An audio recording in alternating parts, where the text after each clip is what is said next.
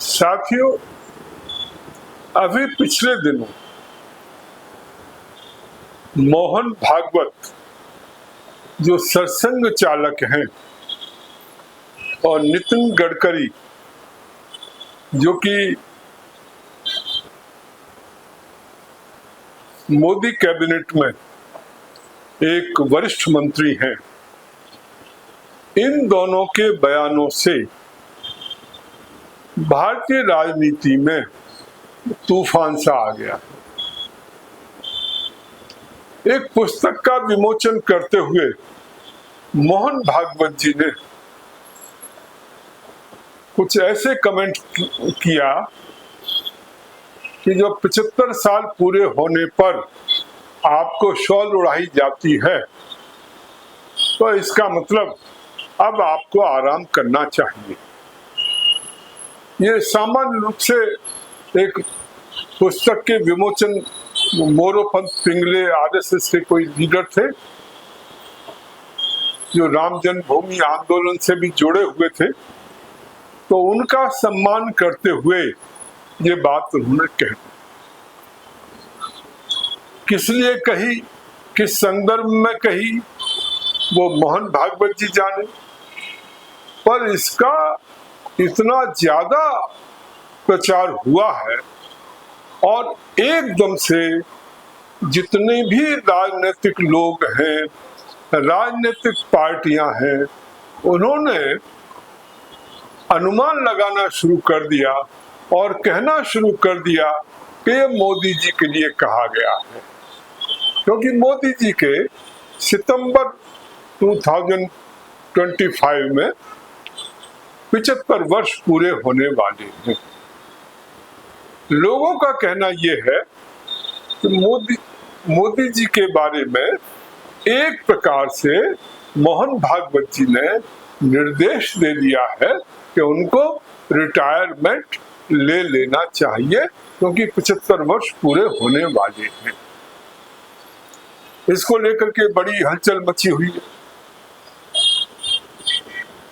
और इसके साथ नितिन गडकरी जी ने एक कोई इंटरव्यू दिया था, उसमें उन्होंने कहीं ये बात कह दी कि देश में अमीरी और गरीबी के बीच की खाई जो है बढ़ती जा रही है और इस चीज को लेकर के भी लोगों में बड़ी व्याकुलता हुई। जो राजनीतिक लोग हैं, राजनीतिक पार्टियां हैं, और उसमें भी मतलब ये निष्कर्ष निकाला गया कि नरेंद्र मोदी जी के बारे में उनके द्वारा इस ढंग का कमेंट किया गया है, अर्थात नरेंद्र मोदी की सरकार की उन्होंने आलोचना की है कि उनके शासन में गरीबी अमीरी दोनों में भेद जो है वो बहुत ज्यादा बढ़ा है। गरीब गरीब होते जा रहे हैं, अमीर अमीर होते जा रहे हैं। इस ढंग की बात जो है नितिन गडकरी जी ने की थी। इन दोनों बयानों को फिर लोगों ने एक साथ देखना शुरू कर दिया और उन्होंने कहा कि जी नितिन गडकरी पीएम बनना चाहते हैं, मोहन भागवत जो है मोदी से नाराज है और ये पूरा खेल जो है इसी के लिए चल रहा है।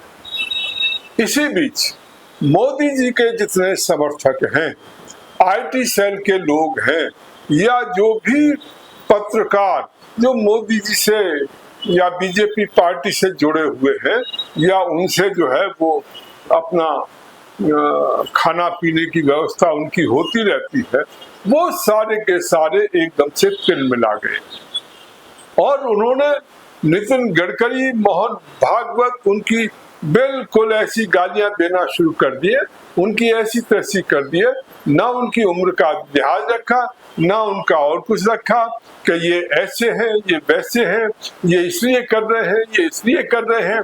मोहन भागवत का भी समय आ गया है, उसे भी रिजाइन कर देना चाहिए। मतलब एकदम से ऊल जलूल बातें जो है वो उन्होंने करना शुरू कर दिया है। मुझे समझ में नहीं आया कि इतना इस विषय पर रिएक्शन करने की उनको क्या आवश्यकता थी। या तो उनको बेचैनी हुई है। जितने आईटी सेल के लोग हैं, जितने वो पत्रकार जो प्रो मोदी या प्रो बीजेपी हैं, वो सारे के सारे एकदम से मोदी जी के समर्थन में खुलकर सामने आ गए। मैं समझा नहीं इसकी आवश्यकता क्या थी। अरे कोई बात यदि किसी संदर्भ में कही गई है तो ये तो सही बात है, बहुत समय से बात कही जा रही है कि भाई गरीबी अमीरी का जो है, जो गैप देश में बढ़ता जा रहा है। अरे 80 करोड़ लोगों को जो है वो मुफ्त में खाना दिया जा रहा है, मुफ्त में जो है राशन दिया जा रहा है। क्या इससे पता नहीं लगता कि कितनी गरीबी है? 80 करोड़ लोग यदि देश के मुफ्त राशन पर जी रहे हो तो क्या ये दिखाई नहीं देता कि, परंतु जो मोदी जी के जो समर्थक हैं वो गाने गा रहे, वर्ल्ड बैंक को पहले कभी वर्ल्ड बैंक कुछ उल्टा बोल देता था तो उसकी आलोचना करते थे। अब वर्ल्ड बैंक ने कोई रिपोर्ट दी है कि जी इतने लोग पॉवर्टी से ऊपर हो गए हैं, हुए नहीं हुए पता नहीं, परंतु यदि उसने कोई रिपोर्ट दी तो उसको लेकर के जो है सब जगह घूम रहे हैं। और जब कभी ऐसा होता है कि इनके खिलाफ रिपोर्ट आती है तो कहना शुरू कर देते हैं कि जी ये तो रिपोर्ट इनकी गलत है, ये ऐसा है वैसा है। मतलब जब आपके समर्थन की हो तो वो बिल्कुल सही है, आपके विरोध में हो तो वो बिल्कुल गलत है। क्या तरीका है? तो एक प्रकार से ऐसा भूचाल सा आ चुका है राजनीति में, और सारे के सारे नेता या तो उनको निर्देश दिए गए हैं कि मोदी जी को समर्थन करें और उनको टारगेट करें, नितिन गडकरी और मोहन भागवत जी को, ये तो वही बता पाएंगे। और वैसे भी हमारा कोई लेना देना इसमें नहीं है, ये बीजेपी पार्टी का एक अंदरूनी मामला है, उसमें वो क्या करते हैं क्या नहीं करते। पर आश्चर्य देखिए कि जो आरएसएस बीजेपी के लिए काम करता है, जो आरएसएस कहने को सांस्कृतिक संगठन है, परंतु सांस्कृतिक संगठन के नाम पर वो कोई काम नहीं करते हैं, केवल पूरी तरह राजनीति करते हैं, बीजेपी के लिए वोट मांगते हैं, घर घर जाकर के वोट मांगते हैं। तो वो एक सांस्कृतिक कवर जरूर लिया हुआ है उन्होंने, परंतु एक दो कविताएं जो है वो हिंदू राष्ट्र की गा देते हैं और उसके माध्यम से वो कहने की कोशिश करते हैं कि साहब हम सांस्कृतिक संगठन, पर वास्तव में वो भी राजनीतिक पार्टी का ही एक अंग है। और बीजेपी के लिए, पहले जनसंघ के लिए करते थे, अब बीजेपी के लिए काम करते हैं। थोड़ी बहुत नाराजगी होती है तो थोड़ा बहुत आंखें दिखा देते हैं और फिर वैसे ही काम करना शुरू करते हैं। इसको मैं नहीं समझ पाया कि सांस्कृतिक संगठन कैसे है और क्यों है, जब उनका 24 घंटे का समय केवल वोटों के लिए लगता है, वोटों की चौकीदारी करने के लिए लगता है, जो उनके क्षेत्र के कौन कौन मतदाता हैं क्या है वो सूची लेकर के वो अपना काम करते रहते हैं, उसी के लिए वो काम करते हैं। तो कहां से सांस्कृतिक संगठन हो गए? पर चलिए मान लिया सांस्कृतिक संगठन है, पर फिर भी मोहन भागवत जी को इस ढंग से बीजेपी जो गालियां दे रही है वो गालियां देने की क्या जरूरत है?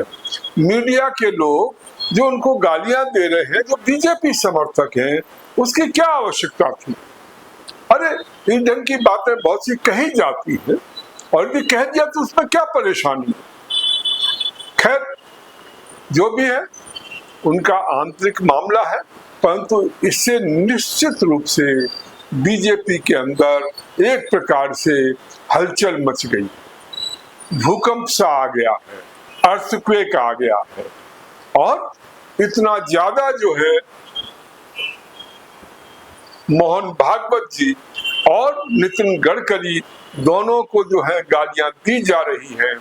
बीजेपी से संबंधित जो लोग हैं, प्रो मोदी जी के प्रो जो लोग हैं या मीडिया के लोग हैं, आईटी सेल के लोग हैं वो लगातार इसमें जो है एक प्रकार से बढ़ चढ़ करके इसके बारे में बात कर रहे हैं। खैर, वो रिटायरमेंट लेते हैं नहीं लेते, होता है नहीं होता है, भागवत जी रिटायरमेंट लेते हैं नहीं लेते हैं, ये हमारे लिए कोई कंसर्न का विषय नहीं है। ये उनका अपना आंदोलनी मामला है, पर इसको लेकर के राजनीतिक पार्टियों में, जो विपक्षी पार्टियां हैं उनमें भी, और जो बीजेपी पार्टी है और उसके जो संगठन है उनमें काफी हलचल मची। साथियों, इस वीडियो को शेयर करिए, कमेंट्स करिए, अपनी ओपिनियन दीजिए, आपको कैसा लगा वो बताइए, और साथ में अधिक से अधिक साथियों में शेयर करिए। एक बात और, QR कोड लगा हुआ है, साथ में देखिए QR कोड है। जो भी संभव है वो पार्टी को सहयोग करिए, आर्थिक सहयोग करिए, क्योंकि बिना आर्थिक सहयोग के पार्टी आगे नहीं बढ़ सकती। बहुत बहुत धन्यवाद।